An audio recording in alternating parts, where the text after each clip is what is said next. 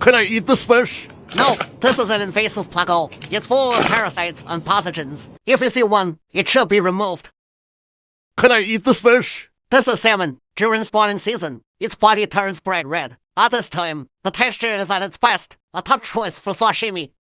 Can I eat this fish? This fish is infected with a tapeworm. It may look fat and delicious, but it's full of parasites inside. Absolutely do not eat it.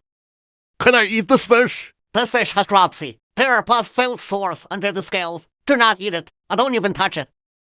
Can I eat this fish? This appears to be a deformed bighead carp. It may not look too bad on the surface, but the river is heavily polluted. To be safe, it's not recommended for consumption. Can I eat this fish? This is a two-headed fish. It's caused by a genetic mutation during development. It usually survives only a few months. Not recommended for consumption. Can I eat this fish? This fish was trapped during a reservoir water release. He appears to have been dead for some time. There's a risk of spoilage. Best not to eat it.